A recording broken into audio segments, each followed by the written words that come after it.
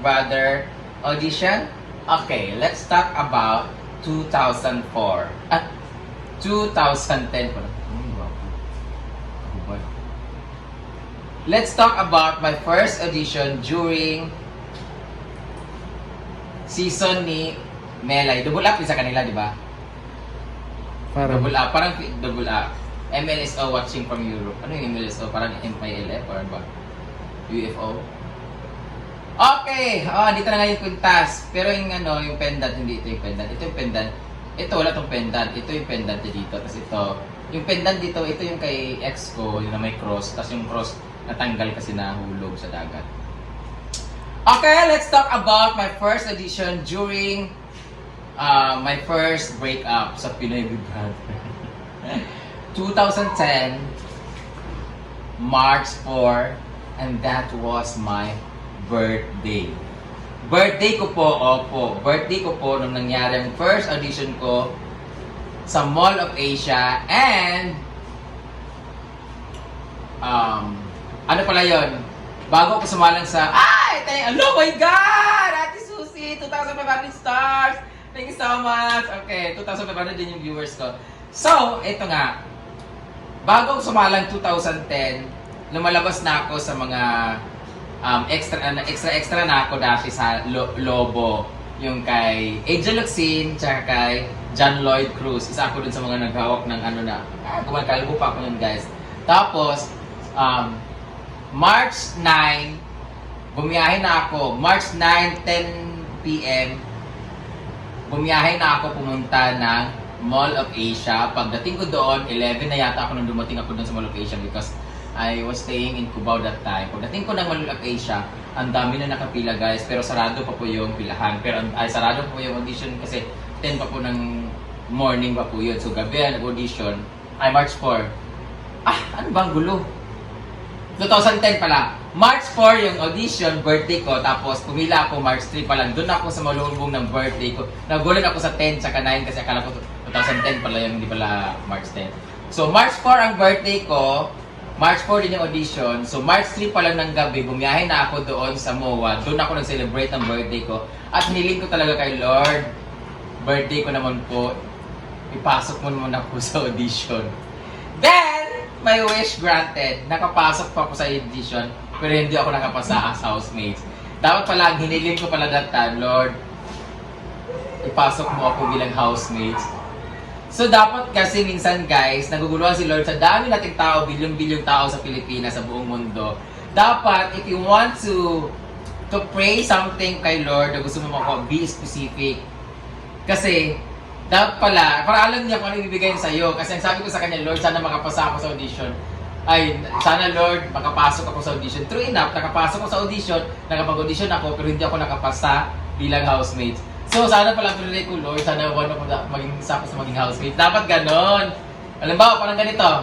Lord, sana magkaroon ako ng kotse. Tapos binigyan ka na ng kotse, nagkaroon ka ng kotse, pero yung kotse mo, ano lang, yung sisirain, maliit lang na mababa ang klase. Kasi kotse lang yung mini mo. Dapat sabi ko, Lord, sana magkaroon ako ng kotse, yung Vios, o yung Fortuner, o yung, huwag naman masyado yung yung Lamborghini, yung mga mahalin, mga sports car, ganon. Parang sa kita na commercial, Lord, I want to have a car. Yung ganon, binigay sa'yo, kalahati lang ng kotse, kasi yan lang yung binigay mo sa... Kaya Carriela Arida. Ang yang frame, sagot lang niya ang final question. Oo, ang sagot na niya, Ariel, masagot na niya ang pray lang niya, masagot na ang final Q&A, dapat pala ang pray niya, makuha yung corona. Ganon. Dapat be specific because, yun, wala na po ang mga itim-itim niya. Ano yun?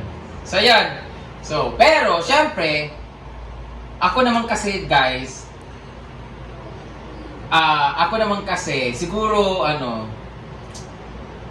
para sa akin din kasi, dapat alam mo rin kasi katahakin mo.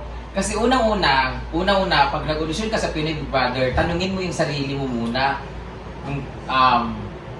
Bakit mo gusto pumasok sa bahay ni Kuya? Is it for fame lang? Kasi yung fame naman, given naman yun. Pag pumasok ka, magiging sikat ka talaga.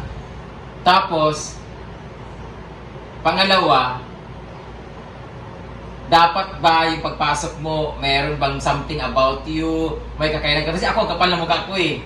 Sabi ko talaga, kahit pangit ako, gusto ko talaga mag-artista. Yung talagang goal ko, talaga mag-artista, gusto ko mag-artista. So, Naging artista nga ako pero ang dami ko muna pinagdaanan kasi sabi nga ni Lord, hindi ka pwede maging artista agad-agad kasi itsura mo ganyan. Kasi sabi ko talaga, imposible talaga maging artista ako kasi ganito yung itsura ko, di ba? Parang nasa probinsya pa ako, ang itim-itim ka, ang pangit-pangit na bakla.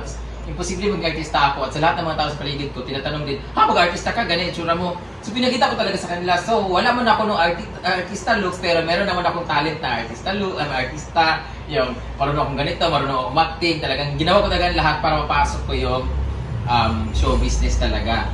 So, nung pumasok ko sa Pinoy Brother, gagaya sa inyo, dapat ask yourself first, kaya mo ba? Unang-una, kaya mo bang pumila sa libo-libong tao na napakahirap, napakahaba, na walang kainan, walang ganito, kung may pagkain ka, may pera ka, go, pagtiisan mo, kaya mo ba? Pangalawa, anong pwedeng maging abag? Ganyan, kasi yung mga tanong, okay, parang ang hirap na i-elaborate kasi papunta rin tayo doon eh. So, pumasok ako, March 3, ano ko ng birthday doon, March 4 na madaling araw, pumila na ako, and I got the number.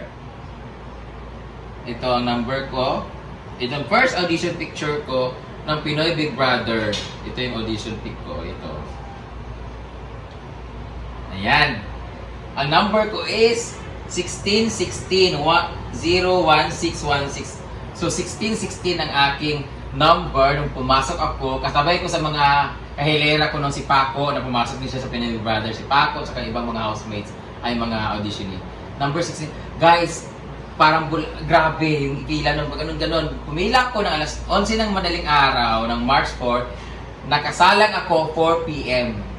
Unang salang ko, 40 kami kaagad. Ito na yung proseso na natin na, okay, bago muna tayo pumasok sa PBB Bar, bago natin ikwento yung ano yung mangyayari sa audition, ano muna, sabihin ko muna sa inyo, dapat pag pumasok ka, ang dami kasi nagtatanong sa akin, Kuya Brenda, Ate Brenda, Tito Brenda, ganyan-ganyan, gusto ko pumasok, ano pag tips, gano'n. Unang-una po, dapat ready mo yung mind mo o yung utak mo, physically, mentally, emotionally, na gaano kahaba ang pila at kung ano yung mga itatanong nila. Kung ano yung kakayanan mo una, anong kakayanan mo? Kaya mo kumanta, kaya mo kumasayaw, kaya mo mag-acting. Pangalawa, kaya mo ba yung mga challenges in life? Like lahat ng mga napapanood mo challenges, kaya mo ba yun? Kung kaya mo, go! Dapat alam mo yung mga ayaw mong gawin. Ako dati sinabi sa akin, ayaw kumain ng bangus na na kasi matinik, ayaw ko. Simple lang ayaw ko. Anong pinaka-ayaw mo pag pumasok sa PBB? Ang mga pagkain, ayaw ko ng bangus kasi matinik. Yun lang, be true to yourself lang, ganyan. Anong ayaw mong mawala pag pumasok sa PBB na hindi mo kayang wala yun, na hindi ka makakapasok or pag pumasok sa PBB, pwede ka mag-voluntary exit or hindi ka makatulog or ang hirap, mahihirapan ka. Sinabi ko sa kanila, kulambo. Hindi ako makatulog, hindi ako makakapasok sa Pinoy Big Brother, hindi ako magtatagal sa Pinoy Big Brother pag wala akong kulambo kasi hindi ako makatulog, hindi ako mapakali pag wala akong kulambo. At speaking of kulambo, may kulambo ako dito. Ayan, ganyan. Yung ganun lang. Tapos, alam mo dapat, anong kaya mong gawin? Anong kaya mong isakripisyo sa buhay mo? Anong kaya mong gawin? Kaya mong kumain ng apoy, kaya mong ganito, ganyan-ganyan. Tapos, pangalawa, isa sa pinakatanong nila, anong kaya mong i-contribute para ma-inspire? Kaya mo ba maging inspirasyon sa lahat ng mga tao, sa henerasyon mo, kaedad mo, or sa mga taong nanonood? Anong kaya mong ipagmalaki na ganito kaya mong gawin? Anong edge mo sa ibang housemates? Ganon, mga tanong. Yan yung mga pointers doon. Pag tinanong ka, anong kaya mong gawin? Anong talent mo? Anong ginagawa mo sa buhay? Ganon yung mga tanong nun. So, to cut the story short, andun ako. Pinaka-best advice ko talaga dito dapat, wait lang muna, be yourself. Just be yourself. Know yourself first para yun ang ipapakita mo sa kanila. Pero guys, minsan kahit ano nang gawin natin pagpapakatotoo, hindi pa rin nila ma-appreciate yun.